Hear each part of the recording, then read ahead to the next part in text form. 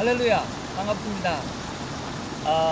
큐티 리드 세미나 셋째 시간, 세 번째 만남입니다. 여러분 교재 17페이지를 보시면 되겠습니다. 자, 아마 미국 역사상 가장 감사장을 많이 받은 사람은 데일 로저스 여사일 것입니다.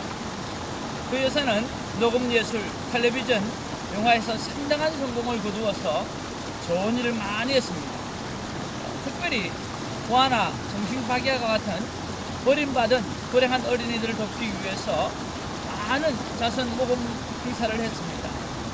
보통 사람 같으면 500번도 힘든데 아니 50번도 어려운데 무려 5000번이나 되는 자선 행사를 열어서 감사장을 제일 많이 받았습니다.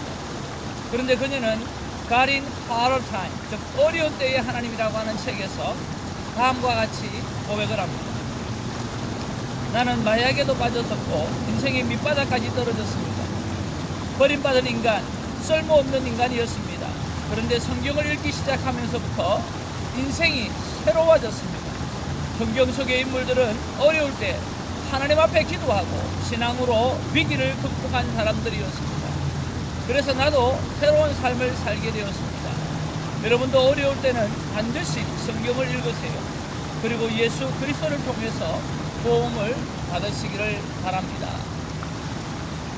오늘 여기에 데일 로저스 여사가 오늘 성경을 통해서 가장 힘들고 어려운 순간에 성경을 통해서 오늘 그는 회복을 할 수 있었다라고 하는 것입니다. 왜냐고 하면 성경을 보니까 오늘 자기보다 더 힘든 순간, 자기보다 더 어려운 순간에 있었던 사람들도 하나님을 만나고 예수 그리스도를 만나고 오늘 변화의 새로운 인생을 살았다라고 하는 것입니다. 여러분, 이 메시지를 통해서 우리가 콰이어 타임에 접목을 시켜보면 우리가 이런 생각을 해볼 수 있다라고 하는 거죠. 바로 콰이어 타임의 단점입니다. 많은 분들이 콰이어 타임을 하다 보면 주관적으로 성경을 해석하기 때문에 어렵고 힘든 부분들이 있고, 특별히 주관적으로 모든 것을 생각하다 보니까 잘못된 길로 자기 생각으로 갈 경우가 많이 있다라고 하는 그것을 가지고 문제를 삼는 경우가 참 많이 있습니다. 여러분, 저는 거기에 동의를 합니다. 왜냐고 하면 콰이어 타임은 하나님과 자기가 말씀 안에서 1대1로 하는 시간이기 때문에 특별히 주관적일 수 있습니다. 그래서 위험한 방향으로 갈 수도 있습니다. 그렇지만 그런 부분들을 우리가 목회자들이 또 리더자들이 성경 교관을 한다든지 또 여러가지 나름대로 방법을 통해서 그렇게 안 가도록 도와주면 되는데 그것을 단점이라고 해서 하지 아니하는 쪽으로 간다고 하면 크게 문제가 되어지죠. 자, 여러분 가만히 한번 생각해 보십시오. 오늘 이 데일 로저스 여사가 성경을 읽었다고 했습니다. 텍스트가 성경이라고 하는 거죠.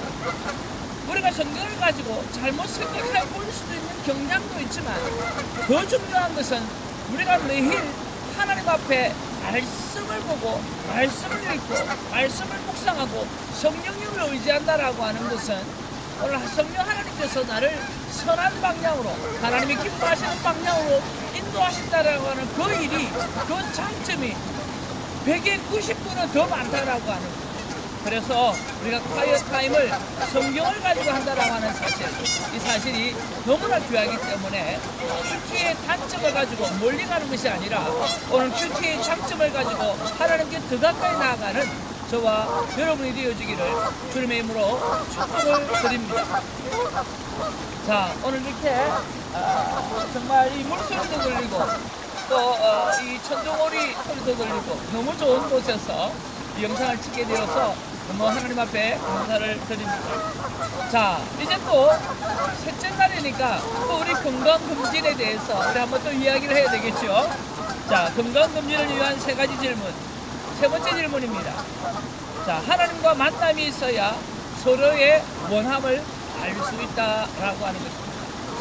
자, 첫 번째 건강검진은 오늘 99%의 순종은 순종이 아니고 100%의 순종만이 진정한 순종이다 라고 하는 것을 말씀드렸고, 두 번째, 우리가 건강검진을 위해서는 오늘 하나님이 일하시는 방법을 알아야만 우리가 그 일하는 방법을 따라서 성공하는 인생을 살 수 있다라고 하는 말씀을 드렸습니다. 하나님은 교회 가시고, 그리고 교회 가시고 난 다음에 선택하시고, 그 선택하신 자에게 하나님은 말씀하시는 하나님이라고 말씀하시면서 우리의 삶 가운데도 하나님과 먼저 계획하고, 그리고 하나님과 함께 내가 오늘 같이 일을 해야 될 하나님의 사람을 선택하고, 또 그 선택한 자에게 하나님의 뜻을 서로 수용하며 나누어주면서 함께 하나님의 나라의 일을 확장해 가는 것이죠. 그리고 세 번째, 하나님과 만남이 있어야 하나님께 우리가 무엇을 원하는지 알 수 있다라고 하는 것이죠. 자, 무엇을 통해서 만날까요? 그것은 바로 말씀을 통해서, 말씀 묵상을 통해서 만나는 것입니다. 그러면 묵상이라고 하는 사전적인 의미가 무엇인가 하는 것을 우리가 살펴볼 수가 있다라고 하는 거죠. 번호가 말하는 묵상의 뜻은 바로 이 메디테이션이 묵상이라고 이야기하지 않습니까? 근데 이 원래 라틴어로는요, 메디칼루스라고 하는 뜻입니다. 이 메디칼루스라고 하는 이 라틴어가 오늘 메디슨이라고 하는 글로 되어졌고, 또 이 메디슨이 바로 메디테이션으로 이렇게 바뀌어진 것들이죠. 약은 봉투나 병에 담겨져 있을 때는 결코 몸에 효력이 없지만은 그것이 우리 몸속에 투약하게 되어질 때 약 효과가 드러나지 않습니까? 이와 같이 성경 말씀도 지식으로만 머리에 남아있고 또 심령 속에 살아있지 아니하면 우리의 신앙 성숙에 아무런 도움을 주지 못하는 것입니다. 오히려 거침돌이 될 때가 더 많이 있지요. 그러므로 묵상 과정은 내 인격이 말씀 속에 몰입이 되어 하나님을 체험하는 필수적인 훈련이라고 하는 것이죠. 다시 말하면 성경 사건 속에 내가 들어가고 또 성경의 사건이 현실 속에 사는 나에게 삶으로 들어오는 것을 말하는 것이요. 그러니까 묵상이라는 말을 쉽게 이해하려고 하면 명상과의 차이점을 우리가 생각해 볼 수가 있어요. 명상이라고 하는 것은 오늘 나를 비우는 것입니다. 그러나 묵상이라고 하는 것은 방금 이 메디슨 약처럼 하나님의 약속의 말씀을 내 안에 채우는 것들이죠. 하나님의 말씀을 내 안에 채우게 되어지면 내 안에 있었던 이 불순물, 나쁜 바이러스, 그리고 약이 들어오면 나쁜 바이러스가 다 사라지는 것처럼 하나님의 구약, 신약, 이 약속의 말씀, 이 약인 말씀이 내 안에 들어오게 되어지면 우리의 영적인 불건전한 생각들이 다 떠나가게 되어지고 오늘 하나님의 영성이, 하나님의 거룩함이 오늘 내 안에 자리 잡게 되어진다라고 하는 것입니다. 그래서 묵상이라고 하는 것은 명상이 아닙니다.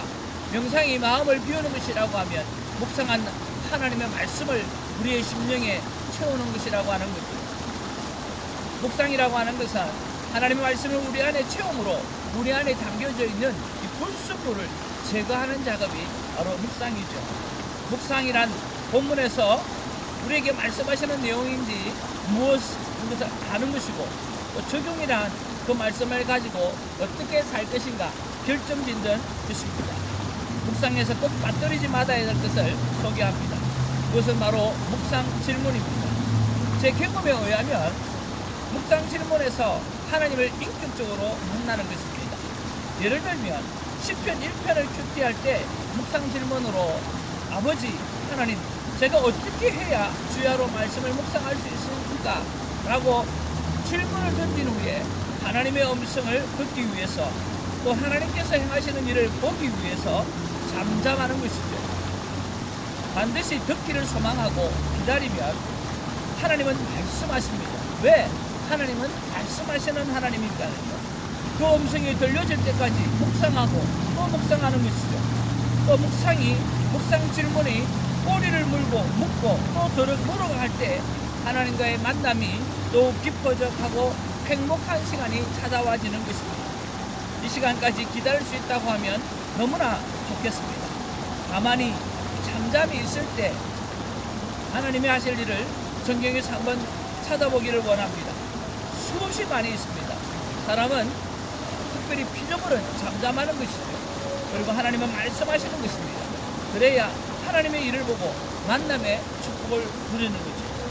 여러분, 예레미야 예가 3장 26절을 보면 사람이 여호와의 구원을 바라고 잠잠히 기다림이 어떻게 했다? 좋더라, 그렇게 말씀합니다.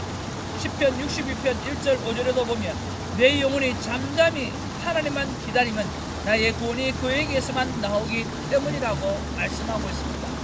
여러분, 이 교재에 보면 잠잠히에 관한 많은 말씀을 기록해 놓고 있습니다. 여러분, 시편 62편 또 5절에도 보면 내 영혼아 잠잠히 하나님만 기다리라, 내 희망은 오직 하나님께만 있다 라고 해서 말씀하시면서 내 영혼아 잠잠히 하나님만 기다리라고 말씀합니다. 사무엘상 12장 7절에 그런즉 가만히 서서라, 여호와께서 너희와 너희 열조에게 행하신 모든 의로운 일에 대하여 내가 여호와 앞에서 너희를 담론하리라 말씀하십니다.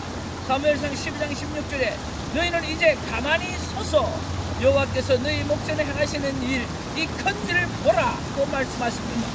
출애굽기 14장 13절 14절에 모세가 백성에게 이르되 너희는 두려워 말고 가만히 서서 여호와께서 오늘날 너희를 위하여 행하시는 구원을 보라. 너희가 오늘 본 애굽 사람을 또 다시는 영원히 보지 못하리라. 14절에 여호와께서 너희를 위하여 싸우시리니 너희는 가만히 있을지니라. 아멘. 시편 46편 10절에 이르시기를 너희는 가만히 있어 내가 하나님 됨을 알지어다. 욥기 13장 5절에 너희가 잠잠하고 잠잠하기를 원하노라, 이것이 너희의 지혜일 것이니라 말씀합니다. 잠언 11장 12절에 지혜 없는 자는 그 이웃을 멸하나 명철한 자는 잠잠하느니라. 명철한 자는 잠잠하다고 말씀합니다. 우리가 이런 것을 바라볼 때에 정말 하나님 말씀을 듣고도 불순종할 때가 많고 또 자기 마음대로 순종할 때가 많지만 우리에게 참으로 중요한 것은 하나님의 말씀을 들은 대로 순종하는 삶을 살아내는 것입니다. 이것이 인간이 해야 될 하나님 앞에 잠잠하는 일이 하나님 앞에서 우리 인간이 해야 될 정말 소중한 일이라고 하는 거죠. 우리는 여기서 들은 대로 순종하는 것을 배워야 됩니다. 들은 대로 순종할 때 하나님의 축복의 약속은 엄청난다라고 하는 것입니다. 그런 면에서 이제 순종에 따르는 축복을 살펴보기를 원하는데 또 다음 시간에 한번 살펴보기를 원합니다. 오늘도 하나님 앞에 잠잠히 서서 하나님의 음성을 듣고 그 하나님의 들려지는 음성대로 순종하는 저와 여러분 되어지기를 주님의 이름으로 축복합니다. 할렐루야.